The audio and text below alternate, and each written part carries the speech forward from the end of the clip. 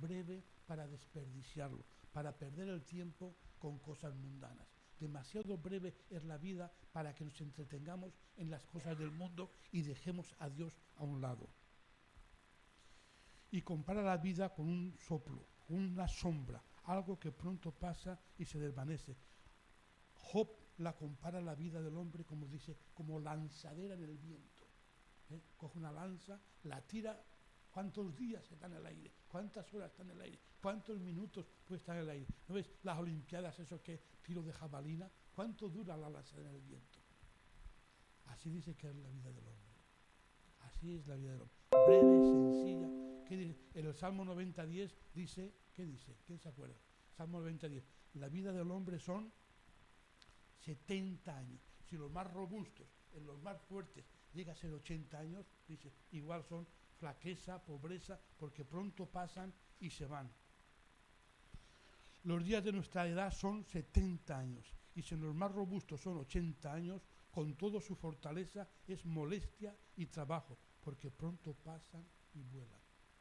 La vida de hombre. Aún llegando a los 80 años, hoy gracias a Dios por los adelantos de la ciencia, se llega a más de 80 años. Pero aún así, dice que pronto pasan, pronto pasan.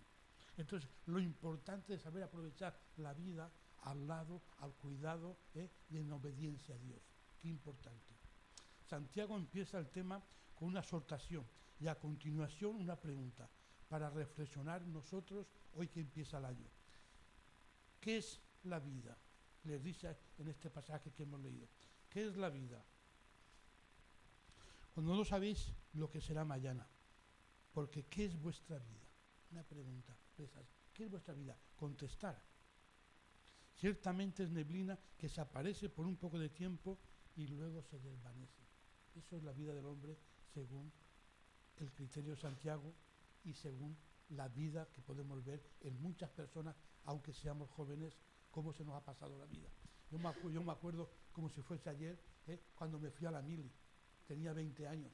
Y yo cierro los ojos y me veo que iba a Játiva, de Chilla bajaba a Játiva a coger al tren para irme a Córdoba, que iba a hacer la mili. Y eso parece que fue ayer y han pasado ya más de 40 años.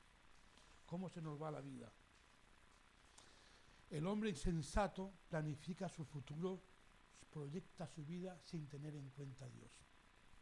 ¿Qué significa insensato? Imprudente, que no sabe lo que debería de saber. Qué importante saber que la vida del hombre y el de la mujer, claro, cuando digo el hombre me refiero al género humano. Qué importante saber y tener conciencia que la vida de nuestra está en las manos de Dios y depende de Dios, que nadie puede alargar su vida. Por muchos adelantos que tenga la ciencia, por mucho que haya evolucionado la medicina, cuando Dios dice hasta aquí llega. No se puede hacer más. El creyente, muchos de ellos, yo diría demasiados, son parte de esa población de insensatos que aun sabiendo que la vida y la muerte están en las manos de Dios, planifican su futuro, planifican su proyecto de vida sin tener en cuenta a Dios. Son creyentes, pero a la hora de tomar decisiones, a la hora de planificar el 2023, son tan ateos como los del mundo. En el proyecto de este nuevo año, para tu vida, no te se ocurra planificarlo sin Dios.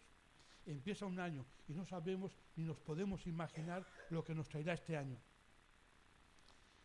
Como creyentes sabemos que Dios ha muerto por nosotros, sabemos que Dios ha derramado su sangre, pero Santiago le está diciendo a la iglesia de hoy, a la iglesia del 2023, le está diciendo, no te se ocurra planificar tu vida sin tener en cuenta a Dios, porque no te va a ir bien.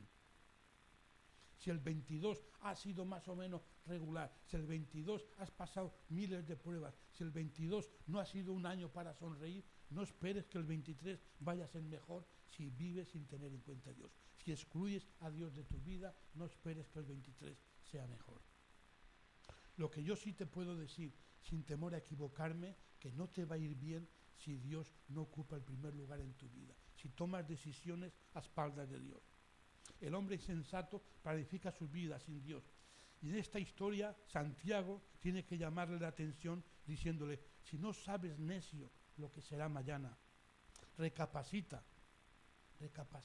¿Qué será mañana? ¿Qué será mañana? Nadie sabe lo que será mañana, mucho menos en agosto, mucho menos en septiembre. Busca a Dios, busca a Dios. Aunque la vida pueda ser muy incierta, aunque la vida pueda tener muchos altos y bajos, pero con Dios siempre hay una esperanza, con Dios siempre hay una solución a cada situación, a cada dificultad que nos pueda traer la vida. ¿Qué es vuestra vida? Neblina, que aparece por un momento y pronto se desvanece. La idea de la vida como una neblina sirve para enfatizar la brevedad y la fragilidad de la vida y lo incierta que puede llegar a ser. Hace 2 o 3 semanas, Maribel y Miriam se fueron a Valencia a un tanatorio a despedir a una chica que era ecuatoriano, ¿no? O colombiano. Ecuatoriano. Colombiana, ¿no? Era colombianos. Un matrimonio que tenían muchas ilusiones, muchos proyectos, habían empezado una obra en su casa y querían alquilar un local. Vino incluso aquí a ver porque querían empezar una obra nueva y bendecir y alquilar un local. Tenían muchos sueños. Y falleció la chica, jovencitos, y ella falleció y ellos fueron al sanatorio y Miriam me contaba que estuvieron hablando con él, con el marido que estaba allí, que estaba bien, nunca, ni nada, ni un dolor de rodilla, ni todo muy bien, todo muy bien. De golpe de repente estaba yo hablando por teléfono, cayó al suelo, se lo llevaron a la UCI, en 3 días muerta. 3 días duros. Tenía 1000 proyectos para este año. Eso nos tiene que enseñar que la vida está en las manos de Dios. Podemos tener muchos proyectos, pero siempre, como dice Santiago, si Dios quiere, haremos esto y aquello. Si Dios no lo permite, yo puedo planificar, pero siempre con la mentalidad de decir, si Dios quiere, si Dios me bendice, si Dios le place que yo pueda llegar al 2024, pues haremos esto y aquello.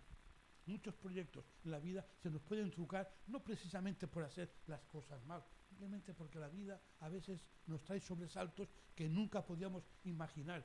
Imagínate sin hacer las cosas mal, cuando las cosas las hacemos a espaldas de Dios, cuando las cosas las hacemos sin tener en cuenta a Dios, piensa cómo te puede ir, piensa cómo te puede ir, piensa cómo puedes salir de ello. Tenemos hoy la vida, pero no sabemos si la tendremos mañana, o al mes que viene, o al año que viene. Pues Santiago sugiere que debiéramos decir, si el Señor quiere, siempre, si el Señor quiere. Se puede percibir en este escrito a Santiago molesto por ver a cristianos en las mismas conductas que el mundo que no conoce a Dios. El mundo planifica la vida, proyecta la vida sin tener en cuenta a Dios. Y la iglesia se ha metido en esa rueda de vivir como cristianos, pero obrar como obran los del mundo. Podemos ver al hombre cristiano y al no cristiano haciendo planes para el año nuevo. Haremos esto, planificaremos, haremos negocios, pero Dios no entra en ningún plan de eso. El deseo del hombre de controlar en todos los tiempos la vida muestra la insensatez del ser humano. Santiago no denuncia el hacer planes, proyectos en el nuevo año. Está bien hacerlos, ser precavidos. Lo que denuncia es hacerlos sin tener en cuenta a Dios. Cuando uno dice, yo controlo, yo sé cómo se hacen las cosas, yo no necesito a Dios, don peligro a la vista. Santiago dice a esa clase de personas, insensato, no sabe lo que será mañana. Nadie sube a la escalerilla de un avión y tiene la seguridad al 100% que va a aterrizar felizmente. Nadie sube con esa certeza. Eso es lo que se espera, lo normal, lo que suele ocurrir, pero no siempre las cosas ocurren normalmente como pensamos, o nos gustaría, o planificamos. Eso es lo que se espera, que el avión sube, despega, aterriza, todo correcto, pero siempre las cosas no salen como uno quiere. Ojalá la cosa fuera tan bonita como las películas, que termina siempre bien. A veces la vida nos trae muchos sobresaltos. El día Nochebuena, la semana pasada, el día 24, había un autobús que viajaba en Galicia, no sé exactamente el lugar, que iban a pasar la Nochebuena con sus familiares. Aún no se están esperando. Todo se trucó, todo se trucó. Ahí la cena preparada, las gambas, el entrecot, preparado, que viniera la familia. Había un chico jovencito que era de 22 años que su mamá lo estaba esperando, un conductor con mucha experiencia, un autobús con todas las condiciones para poder circular, y por la razón que sea, ellos sabrán lo que pasó, los técnicos, que sí, un bache, el agua, la velocidad, 1000 cosas pueden pasar para que una vida se truque en un abrir y cerrar de ojos. 1000 cosas pueden pasar. Imagínate todo eso de espaldas a Dios. ¿Cuántas cosas que no se esperan que ocurrirán inesperadamente en este 2023? ¿Cuántas cosas que no esperamos ni en sueños que puedan pasar van a pasar este año 2023 para sorpresa nuestra? ¿Cuántas?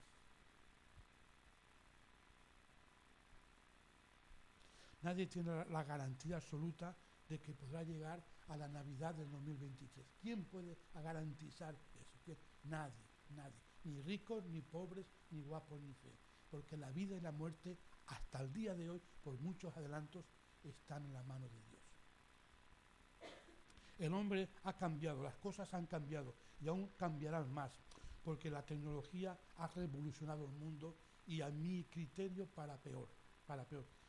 De mi juventud a la juventud de mis padres, cuánto ha cambiado de cuando yo era joven a cuando mi papá y mi mamá eran jóvenes. Mi mamá, me acuerdo yo haberme contado que conoció cuando se puso la luz eléctrica en su pueblo, que no había luz eléctrica cuando se puso la luz eléctrica. Ahora, de mi generación, y Vicente también la habrá conocido, que es casi como yo, que todas las calles de Chilla eran de tierra, de barro, Ahora eso aquí es impensable en esto. ¿Cómo ha cambiado la vida mía de cuando yo era niño a la de mis hijas, a la de nuestros hijos? ¿Cómo ha cambiado?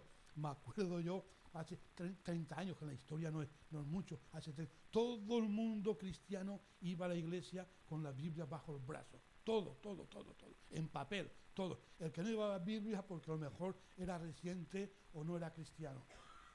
Cuando el pastor decía, vamos a leer Corintios 13:8, enseguida todo el ruido de las hojas, porque toda la gente buscando el pasaje bíblico. Algunos, cuando el pastor ya ha terminado del pasaje, aún estaban buscándolo. Hoy, ¿quién trae la Biblia en papel? Poquitos. Entre 20, a lo mejor somos 2, 3. Imagínate en 1000, serán 8. Hoy todo con el móvil. Que no es que esté mal. Lo que yo veo mal en el móvil es que la mayoría, debe estar leyendo el pasaje, están viendo cualquier cosa. Y con la excusa del aleso, lo que menos hace. Hoy en día está comprobado, que hay más ignorancia bíblica hoy que en toda la historia del cristianismo. No hay tanta ignorancia. La gente, generalmente, no es aquí solamente, generalmente en las iglesias hay una ignorancia, una torpeza, bíblicamente como nunca en la historia. La mayoría de los cristianos, más del 70%, no saben si Génesis está en el Nuevo Testamento o en el Antiguo Testamento. La mayoría de cristianos no sabe si Moisés fue antes de Jesús o después de Jesús. La mayoría de creyentes no sabe si Isaías se lo tragó un pez o a Jonás. La mayoría de creyentes. La ignorancia es tremenda. ¿Por qué? Porque no se conoce la Biblia, porque no se estudia la Biblia, porque no se pasa tiempo con la palabra de Dios. Las cosas han cambiado, sí, pero a peor. Si la iglesia de Cristo tiene esa actitud de ignorancia en la palabra de Dios, imagínate el mundo, ¿qué podremos esperar?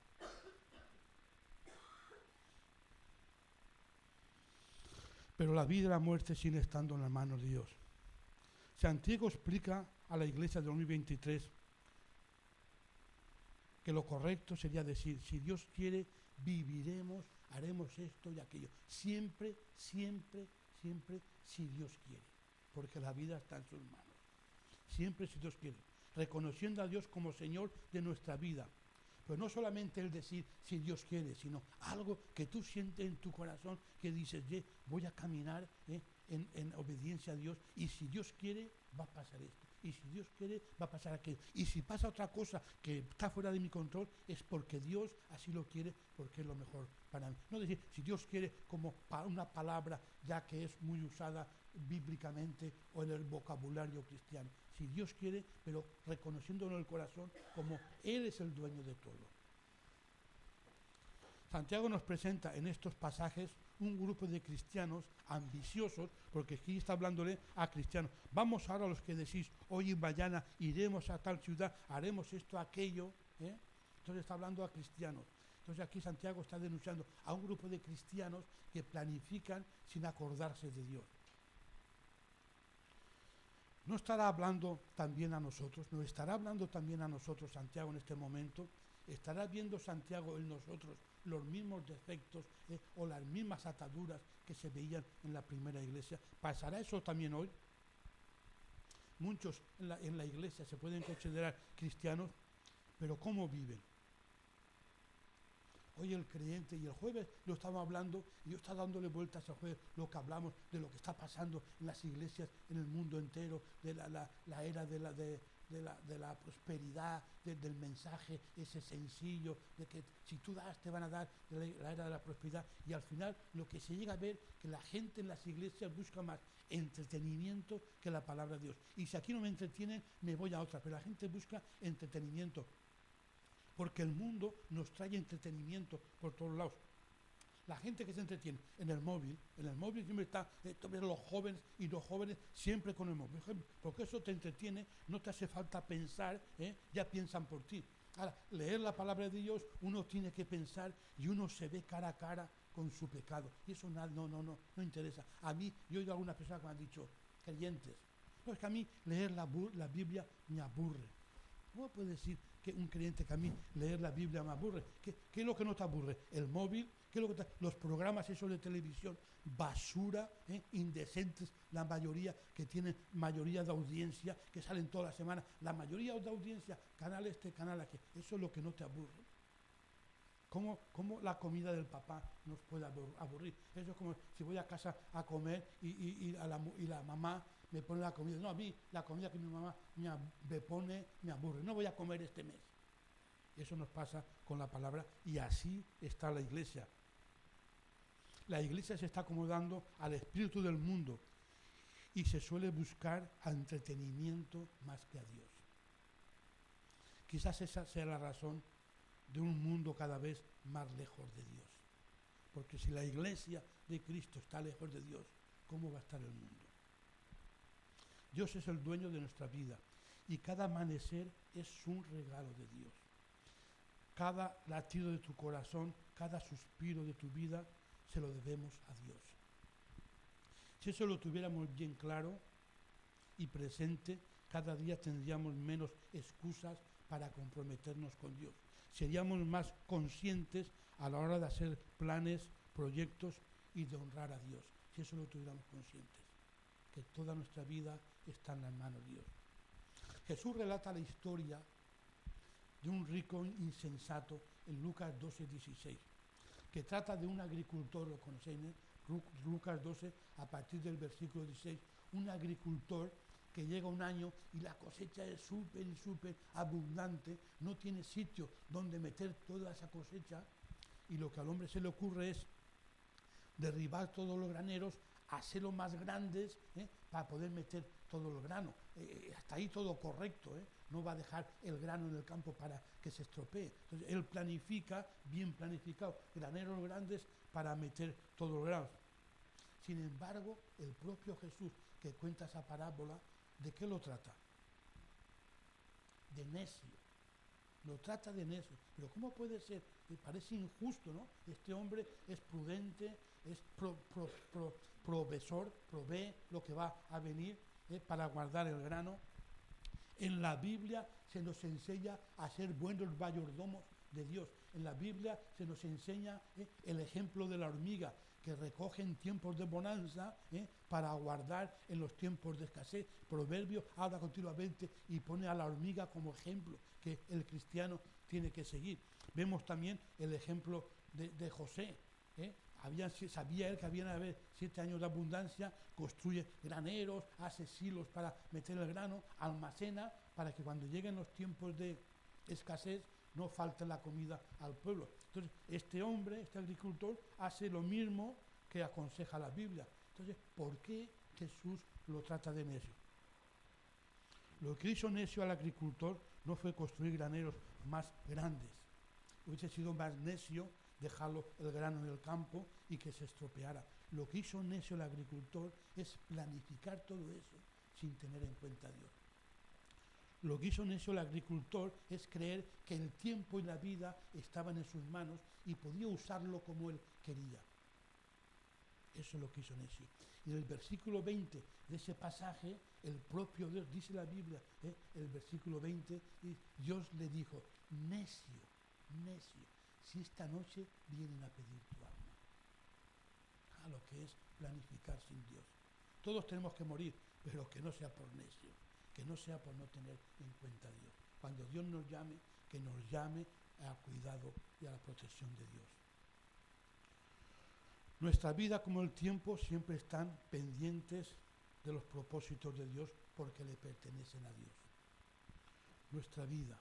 La vida es más breve y frágil de lo que podemos imaginar. Breve y frágil. Por eso disfrutemos de ella con los seres queridos, siempre dándole lugar a Dios, sin excluir a Dios. Yo te pregunto, para este año, ¿está incluido Dios en tus proyectos? ¿Estás pensando en Dios en cada cosa que quieres hacer? La vida es breve y frágil. La vida es breve y frágil. Que al final de 2023, si Dios nos permite llegar, si Dios quiera Dios que nos permita llegar y poderlo celebrar, que no nos trate de necios. Porque habremos perdido mucho más que el tiempo, que un año. Habremos perdido todas las bendiciones que Dios tiene para nosotros. Y te puedo asegurar que Dios tiene muchas bendiciones para cada uno de nosotros en este 2023. No somos dueños del tiempo ni de nuestra vida y nos hará bien tenerlo en cuenta y ser conscientes de eso, que no somos dueños de nuestra vida.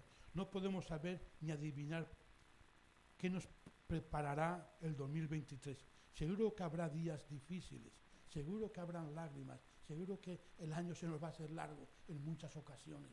Seguro que la vida y el año no va a resultar tan bien planificado como nos gustaría que fuera, porque siempre hay sobresaltos en la vida. Pero me gusta quedarme con las palabras de Josué, en el primer capítulo de Josué 1:5.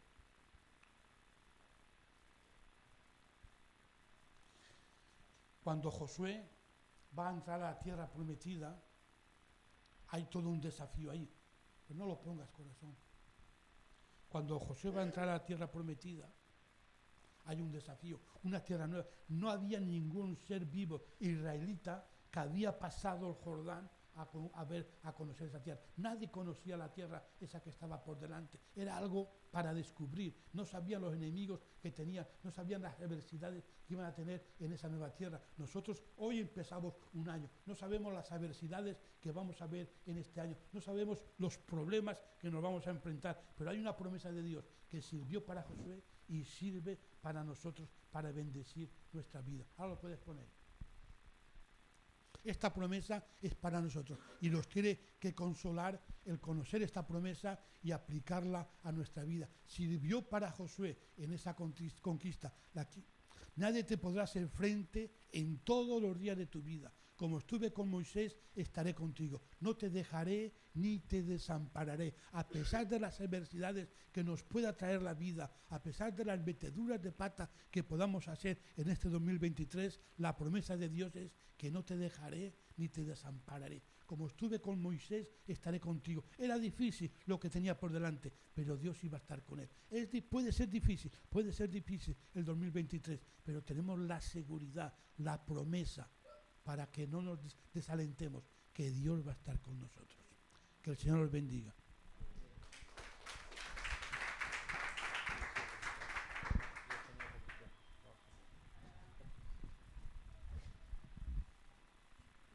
Bueno, tenemos la Santa Cena. Queda bien porque pegan el primer día del año y es una bendición de Dios poder participar de estos elementos del pan y del vino. Nelly, ¿quieres pasar, por favor, de parte de la Santa Cena? ¿Quieres? Retenemos el pan y el vino, luego damos gracias y participamos